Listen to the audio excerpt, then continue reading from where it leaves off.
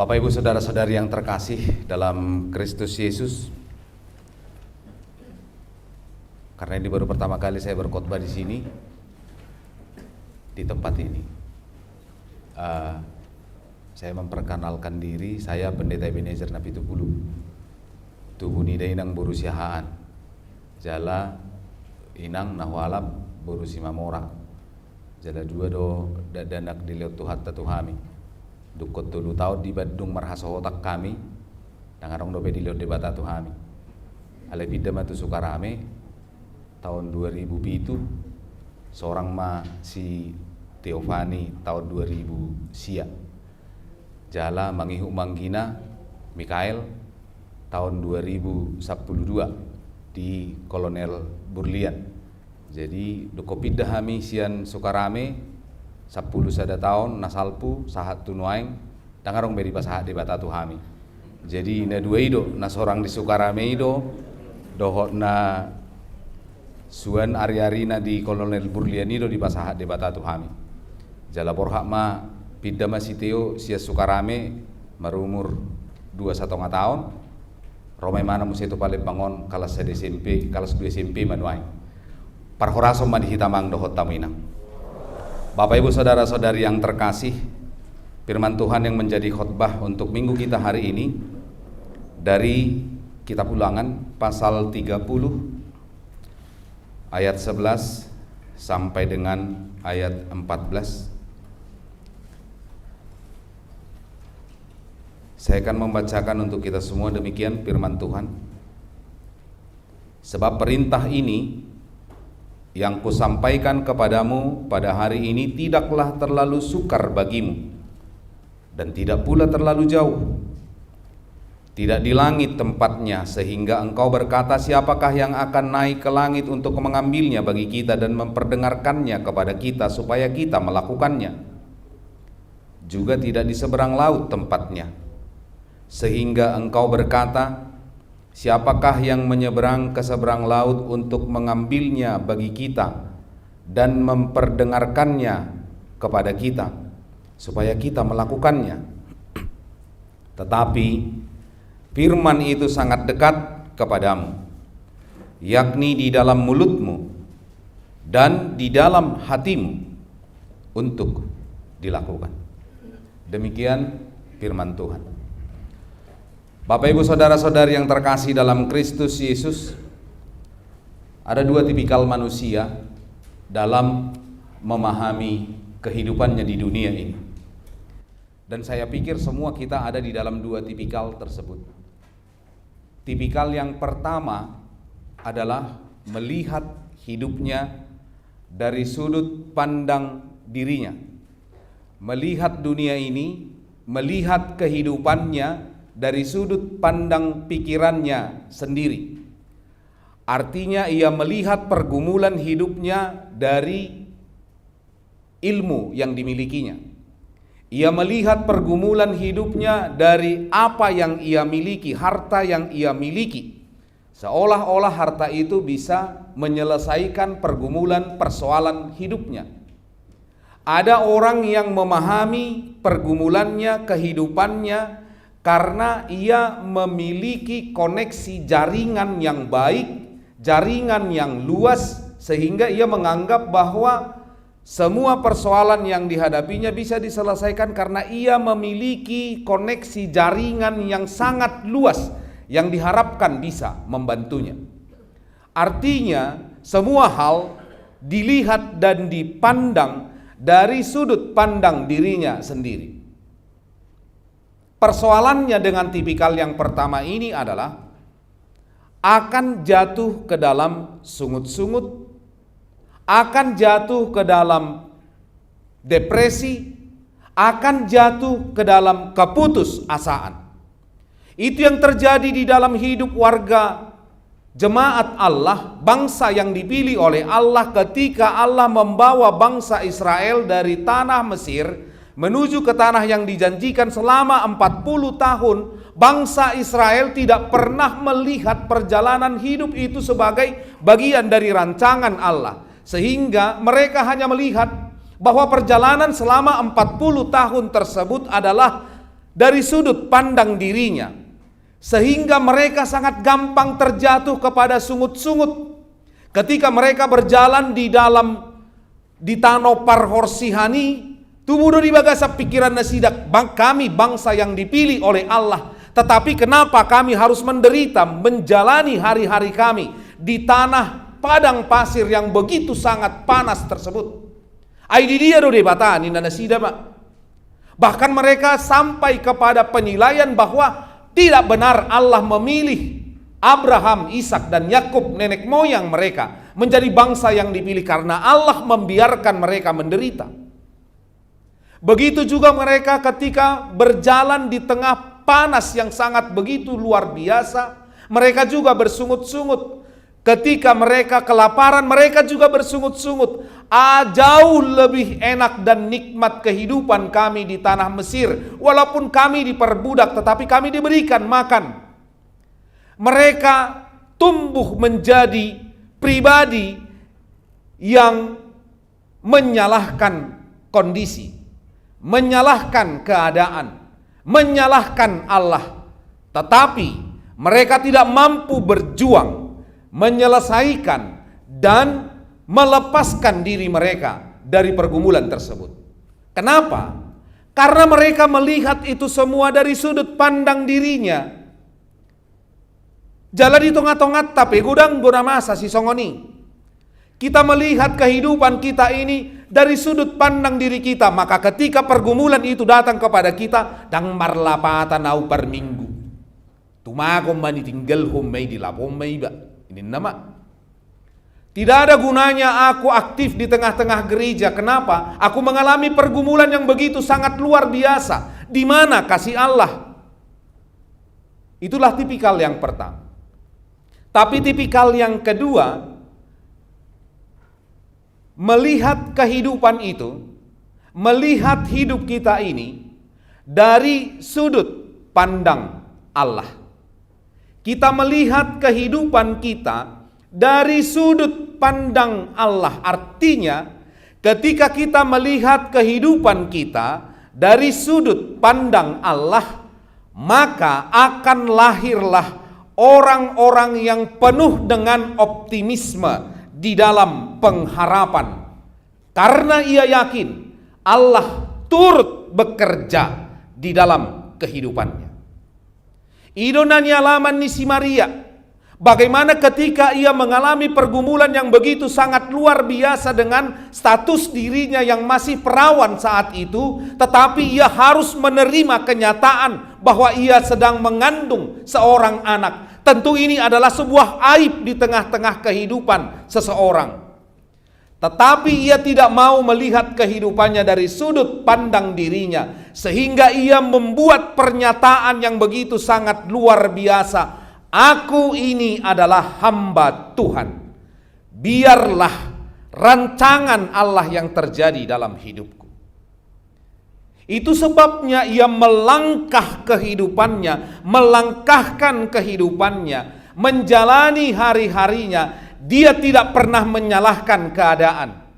Dia tidak pernah menyalahkan Yusuf. Dia tidak pernah menyalahkan masyarakat yang mengejeknya pada waktu itu. Tetapi ia yakin bahwa rancangan Allah itu adalah rancangan damai sejahtera.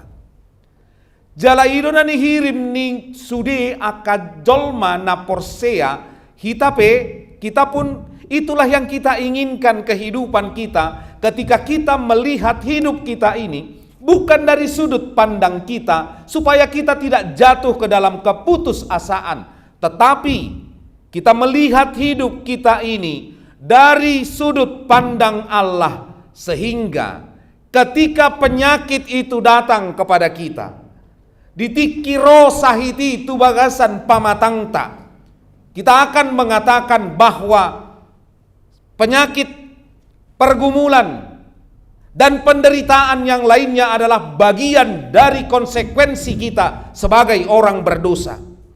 Sehingga kita selalu memiliki pengharapan yang hidup ketika kita mengalami pergumulan yang begitu sangat luar biasa. Ketika penyakit itu datang menghampiri tubuh kita, tetapi kita melihat itu dari sudut pandang Allah, sehingga kita mampu mengatakan apapun yang terjadi dalam kehidupan saya meyakini bahwa itu adalah merupakan rancangan Allah. Bagaimana kita supaya bisa sampai kepada kondisi yang demikian?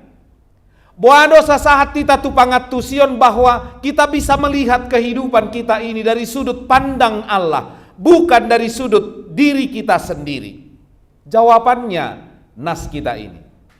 Ketika firman Tuhan mengatakan, perintah yang kusampaikan kepadamu hari ini tidaklah sukar bagimu dan tidak pula terlalu jauh. Hanya dengan persekutuan dengan firman Tuhan, hanya dengan membangun persekutuan dengan Tuhan, hanya dengan membaca firman Tuhan, hanya dengan berdoa kepada Tuhan, berbicara kepada Tuhan, hanya itu jalan satu-satunya bagi kita supaya kita mampu melihat kehidupan kita ini dari sudut pandang Allah. Dan itu juga dikatakan oleh Musa, Allah melalui Musa kepada bangsa Israel setelah mereka hampir sampai ke tanah Kanaan yang menjadi latar belakang nas kita ini. Allah mengatakan kepada bangsa Israel, firman yang kusampaikan kepadamu hari ini tidaklah terlalu sukar dan tidak pula terlalu jauh. Baru nang ngulidok ko Tuhanmu songoni. Hatani de mata, firman Tuhan yang saya katakan hari ini, yang kita baca selama ini. Siapa yang mengatakan itu sulit? Tidak ada. Justru itu sangat gampang. Mengebeli kete. Hape mulu hita man dokkokan, na mangulahunido na maul inna ka. Anggo naman dokkonido amang pandita muradui, mangulahoddo na maul. Hita no man doki. Firman Tuhan mengatakan, tidaklah terlalu sukar bagimu. Artinya bukan saya sebagai pengkhotbah yang mengatakan firman Tuhan itu tidak terlalu sukar. Allah yang mengatakan itu. Bahkan lebih sangat ditekankan di kitab yang lain. Kita buka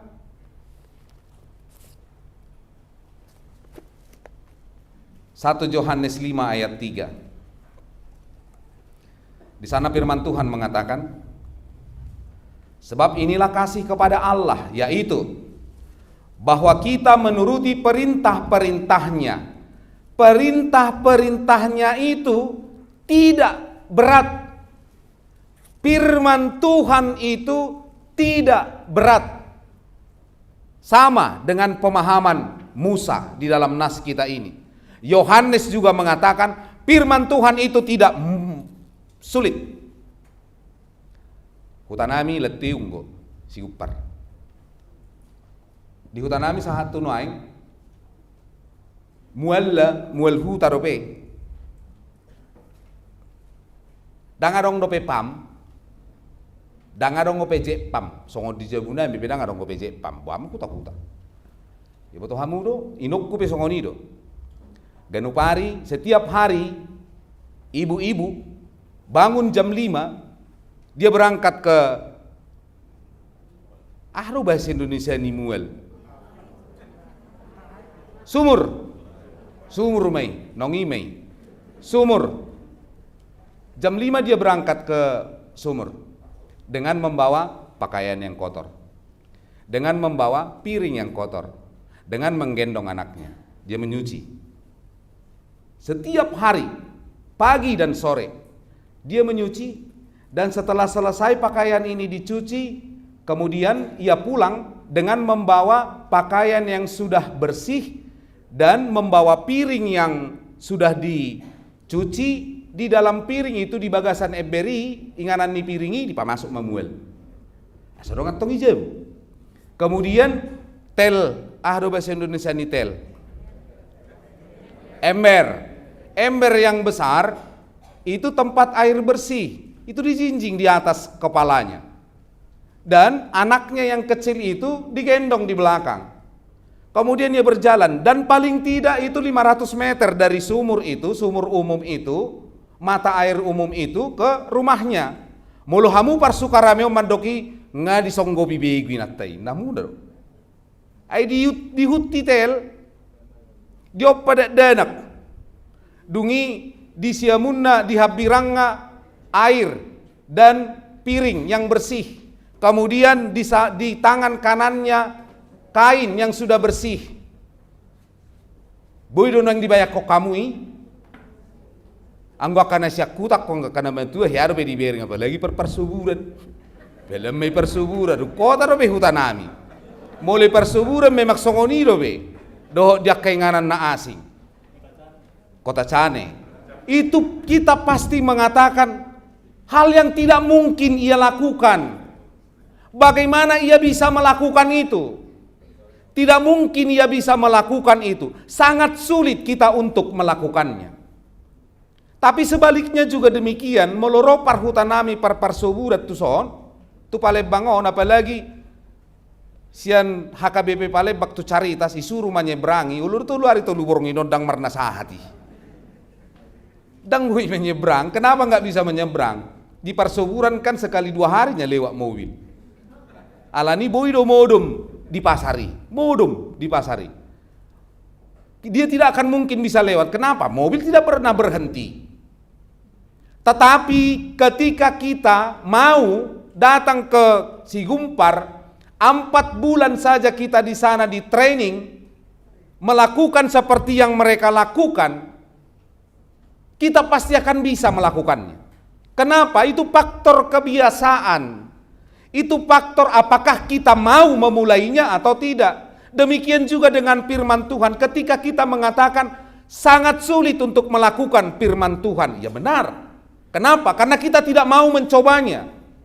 Sangat sulit untuk memaafkan. Kenapa? Karena kita tidak mencoba memaafkan orang lain. Bahkan kita mungkin tidak bisa memaafkan diri sendiri. Ketika kita tidak bisa memaafkan diri sendiri, bagaimana kita bisa memaafkan orang lain dan mengampuni orang lain? Ketika kita tidak mencoba untuk mengasihi diri kita, bagaimana kita bisa mungkin mengasihi orang lain? Semuanya harus dimulai saat ini.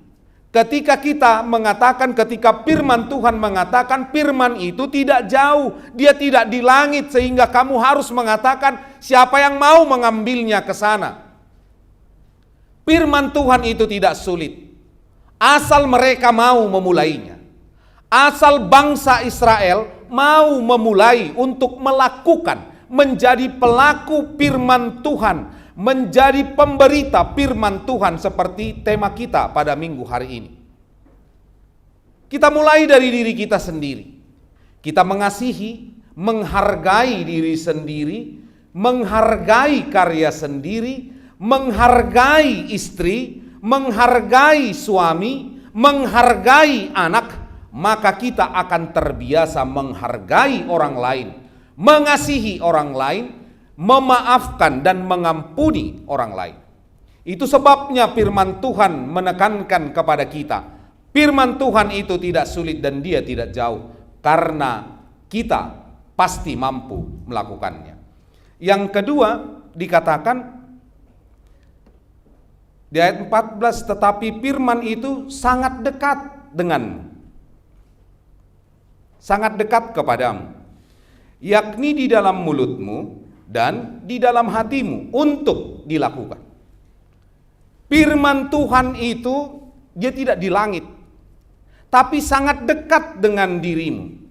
Dia ada di dalam hatimu. Kita buka Yeremia.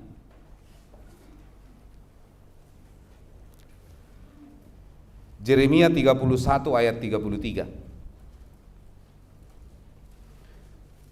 Demikian firman Tuhan. Tetapi beginilah perjanjian yang kuadakan dengan kaum Israel sesudah waktu itu. Demikianlah firman Tuhan. Aku akan menaruh Tauratku dalam batin mereka dan menuliskannya dalam hati mereka. Aku akan menuliskan firman itu dan Taurat itu dalam batin dan hati mereka. Di bagasar rohatai dohatani debata, firman Tuhan itu ada di dalam hati kita karena Allah telah menuliskannya di sana. Di dalam hati kita itulah tertulis kitab perjanjian lama dari Kejadian dan perjanjian baru Wahyu. Di sanalah ia tertulis dalam setiap lipatan-lipatan hati kita, dari setiap inci, dari setiap milimeter hati kita. Di sanalah tertulis firman Tuhan. Yakin doamu? Molodang dia lusi berarti dang yakin. Ragu-ragu. Bagaimana kita bisa membuktikannya supaya kita tidak ragu bahwa firman Tuhan itu telah dituliskan di dalam hati kita? Membuktikannya adalah ketika kita setiap melakukan atau mengambil keputusan apapun, selalu ada dua sisi yang berbeda di dalam hati kita. Mulak kamondo se sukarameon. Terdapat tamu mesien non. Binon, bukon, wartawan. Ale di bagasan narok 10 juta. Manang cicin. Tori bere kamu mah. Hebeng 10 juta. Namanta po. Buyo balad jo 3 bulan. Tori to. Katungi. Itorin na do. Katungi nak sange bereng jolman non di jalan non di ho persen na inna kan. Alai satu sisi yang lain pasti mengingatkan kita. Unang. Pasti itu milik dari salah satu yang ikut dalam ibadah tadi di gereja. Paula matu parhalado tu konsistoria sa diumupon. Teroro na sa denay. Toto maho. Soadong napunasay, soadong mabereng. Gak ada yang melihat, ya sudah kantongnya aja. Yang satu lagi mengatakan jangan. Kembalikan saja. Selalu ada dua sisi yang berbeda di dalam diri kita ketika apapun keputusan yang kita ambil di dalam kehidupan kita. Selalu ada dua sisi yang berbeda. Dan yang selalu mengingatkan kita. Dan yang selalu paingotok kita, itulah firman Tuhan yang tertulis di dalam diri kita. Bukankah itu adalah tugas Roh Kudus yang telah dicurahkan kepada kita yang tertulis di dalam Yohanes 14 ayat 26. Roh Kudus itu bertugas untuk mengingatkan kamu akan segala sesuatu yang telah kuajarkan kepadamu. Yohanes 14 ayat 26. Firman Tuhan itulah yang tertulis di dalam hati kita, yang selalu mengingatkan kita akan pesan dari firman Tuhan. Apapun keputusan yang akan kita ambil. Persoalannya sekarang adalah mana yang lebih mendominasi di dalam diri kita? Apakah firman Tuhan yang telah dituliskannya itu, atau keinginan-keinginan daging kita yang selalu melekat di dalam diri kita? Ataukah iblis yang ada di dalam diri kita yang selalu mencoba menghancurkan kita untuk menjadi setia kepada iblis?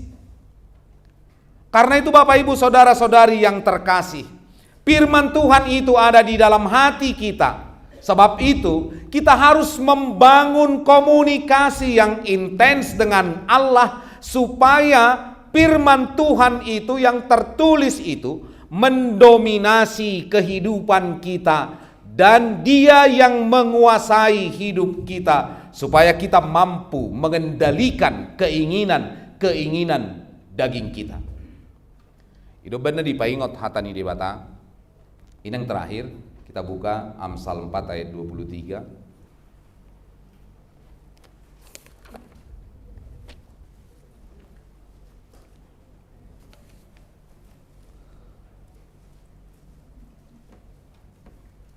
Jagalah hatimu dengan segala kewaspadaan, karena dari situlah terpancar kehidupan.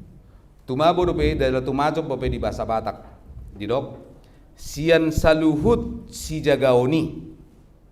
Sian saluhut si jagaoni artinya kan banyak yang harus kita jaga di dalam diri kita. Tangan ini juga harus kita jaga, mulut juga harus kita jaga, mata juga harus kita jaga, kaki juga harus kita jaga.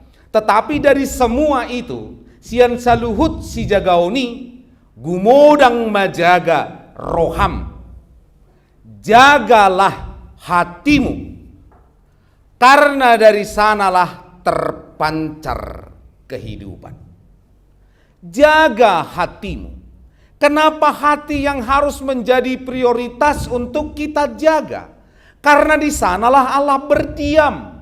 Karena di sanalah firman Tuhan itu telah dituliskan. Sehingga kita harus menggunakan apa yang kita miliki untuk menjaga hati kita, untuk memelihara hati kita dengan penuh kewaspadaan.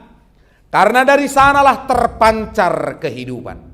Alani molonunga tajaga rohatta. Ketika kita sudah menjaga hati kita, maka kehidupan kita akan penuh dengan optimisme. Berseri-seri metong buhitai. Nak songo buhini tano we. Mebir jolma memek kulingi. Tak kulingi don yan di budto inna. Alania ha marbirong ibereng buhini. Dakya minar. Holanda murhing terus. Seolah-olah imana mana paling gudang persoalan na di nguluon. Hape holan alani hepeng na swadong ko 100.000 dikatunga. Murhing bebir jolma. Ima kana soma jaga rohana. Itulah yang tidak menjaga hatinya ketika gampang bersungut-sungut, gampang menyalahkan orang lain, gampang menyalahkan keadaan, bahkan gampang menyalahkan Allah. Itulah orang yang tidak menjaga hatinya dengan kewaspadaan, sehingga ia melihat hidupnya hanya dari sudut pandang dirinya. Alani ido, mari kita pakai hidup kita membangun manusia batiniah kita. Nah perpudi sahali 2 Korintus 4 ayat 16. Sebab itu kami tidak tawar hati. Tetapi meskipun manusia lahiriah kami semakin merosot, namun manusia batiniah kami dibaharui dari sehari ke sehari. Manusia batiniah yang kita jaga dengan kewaspadaan itu yang harus kita kedepankan. Kenapa? Karena itu dibaharui dari hari ke sehari. Kalau manusia lahiriamu itu seminggu sehari peholao tu salon dan boyab batammu nong markerut. Dan boyab batammu nong lomba tua.